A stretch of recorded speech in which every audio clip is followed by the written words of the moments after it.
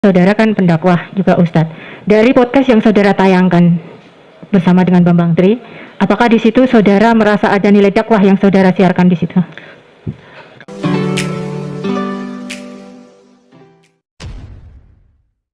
Assalamualaikum warahmatullahi wabarakatuh. Jumpa lagi dengan saya di channel Gagasan Progresif 9, sahabat sebangsa dan setanah di mana saja Anda berada. Kembali ulasan kita kali ini terkait dengan sidang Suginur dan Bambang Tri, di mana kali ini Suginur kemudian yang diperiksa dan dia pun ditanya oleh jaksa penuntut umum. Ada hal yang kemudian menarik ketika Suginur ini ditanya oleh jaksa terkait dengan bagaimana nilai dakwah yang ada dalam podcast tersebut. Tentu jaksa hendak menggali informasi, hendak mengetahui lebih jauh ya, bagaimana nilai dakwah yang ada di podcast tersebut. Karena Suginur ini kan orang yang sudah dikenal populer sebagai seorang dai ya. Di mana-mana dia memang sering berceramah. Ya, dan dia memang punya banyak jamaah, punya banyak pengikut. Nah, jaksa ini hendak mengetahui di mana nilai dakwah daripada podcast tersebut. Ketika dia memandu Bambang Tri ya bermubahalah ya dengan maksud hendak mengetahui nilai kejujuran daripada Bambang Tri. Jaksa ini hendak mengetahui, tetapi apa yang jawaban yang diberikan oleh Gus Nur, ya sepertinya Gus Nur di sini itu juga kewalahan untuk memberikan jawaban dan dia sempat terdiam sejenak. Jaksa kemudian mengulang pertanyaan, baru kemudian Gus Nur memberikan jawaban. Ya, di sini Gus Nur sepertinya berpikir dulu jawaban apa yang akan diberikan. Tapi untuk lebih jelasnya kita simak dulu bagaimana situasi dalam persidangan. Mari kita simak. Saudara kan pendakwah juga Ustadz. Dari podcast yang saudara tayangkan bersama dengan Bambang Tri, apakah di situ saudara merasa ada nilai dakwah yang saudara siarkan di situ? Kalau tanyanya ke saya, iya, kan semua tergantung sudut pandang. Bahasa saya amar ma'ruf nahi munkar, ya, menyampaikan yang benar, mencegah kemungkaran. Jadi makanya perlu diuji. Kalau bahasa Rocky Gerung itu perlu diuji. Walaupun harapan saya sebenarnya jangan diuji di sini, tapi diuji di kampus, di akademisi, atau sama-sama YouTube-nya, atau dibedah di buku, disimposiumkan, diseminarkan. Harapan saya begitu, tidak di pengadilan ini. Ya. Gitu. Nilai dakwahnya di mana? Dakwahnya saudara itu di mana? Yang saudara sisipkan di dalam podcast itu? Ya, menyampaikan yang disampaikan Bambang ini benar apa bohong, itu sudah dakwah itu. Ya, amar ma'ruf nahi munkar itu. Dan ini akan terus menjadi nilai dakwah selama nanti yang asli itu tidak muncul di persidangan, akan tercatat dalam sejarah nanti ini sampai kapanpun. Makanya begini, saudara jaksa ya, kapan hari kan muncul sebuah nama yang Pak Anto itu ya, kakak iparnya itu ya, kakaknya Bu Wiriana itu. Saya prihatin, kenapa beliau sampai ngundang-undang orang ke Polresta, mengkondisikan orang, mengkoordinir orang tuh di BAP di Polresta. Daripada buang-buang waktu dan sumber daya begitu, mending datang ke sini bawa ijazah aslinya. Tamat Bambang Tri, saya beristighfar, saya minta ampun kepada Allah, dan saya minta maaf kepada keluarga besarnya Jokowi, selesai. Kan begitu harapan saya. Motivasi saya begitu. Iya, sama dengan saudara. Semua yang mendengar itu pasti pengen tahu apakah saudara Bambang Tri itu bohong atau tidak. Makanya yang kita kejar adalah sumbernya informasi dari Bambang Tri itu dari mana, gitu. Nah, itu yang nanti mungkin dengan teman-teman saya nanti akan kita tanyakan ke Bambang Tri. Kalau saudara juga, kan saudara juga tidak mencek sumbernya dari mana, dia bawa bukti apa. Saudara tidak hanya memfokuskan dia bohong atau tidak berdasarkan sumber. Jadi gini, Ibu jaksa ya. Beberapa minggu yang lalu Kompas TV bikin siaran.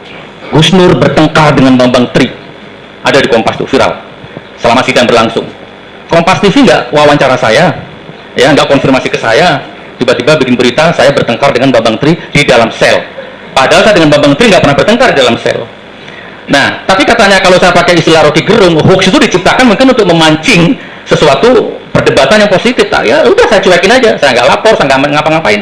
Nah, maksud saya biasa dalam hal seperti itu biasa. Saya tanya, ini saya sudah mending Bambang Tri tak panggil ke rumah.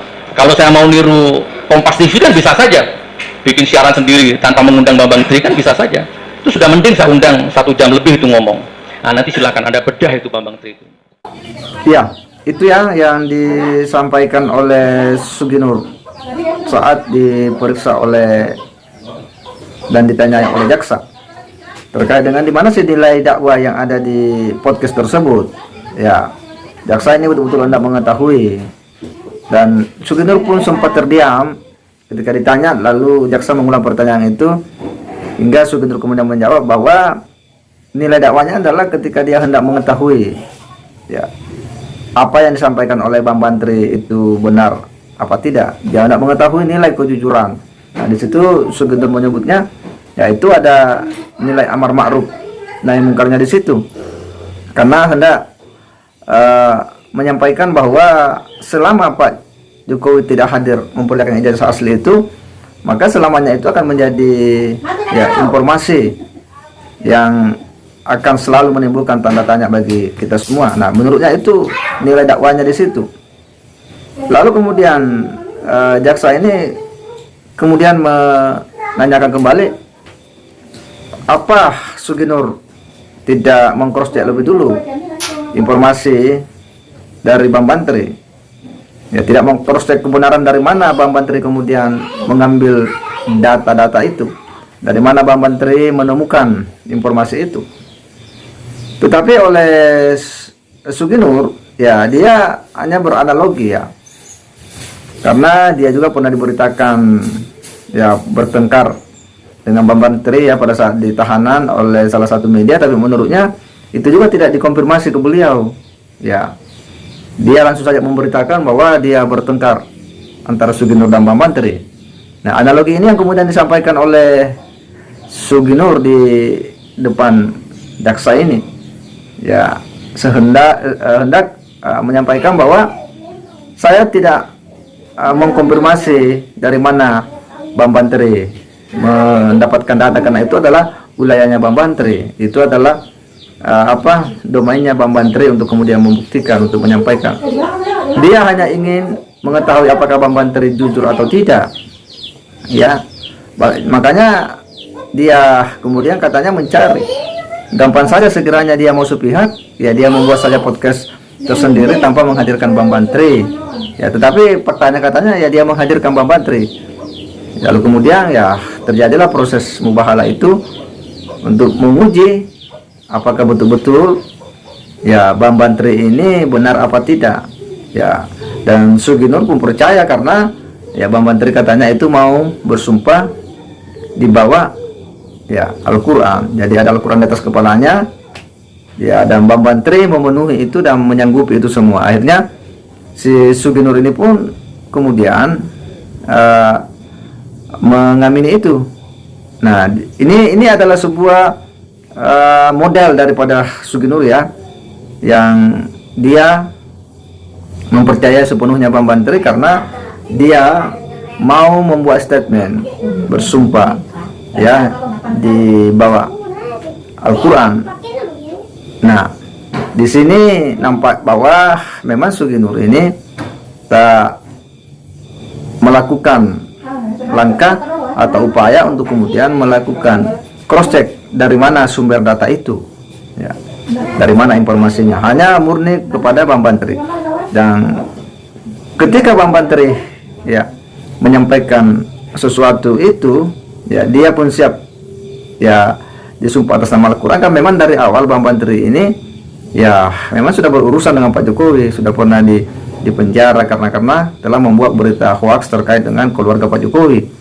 Artinya bahwa Bang Bantri ini memang ya mencari ya, teman siapa saja yang bisa membantunya dan memfasilitasinya untuk menyampaikan seluruh unek-uneknya, dan ketemulah Suginur, dan Suginur juga mencarinya. Akhirnya terjadilah peristiwa itu. Jadi nampak bahwa memang Suginur ini memberikan jawaban yang menurut kita ini itu dia juga kewalahan, keteteran dari pertanyaan-pertanyaan jaksa ini.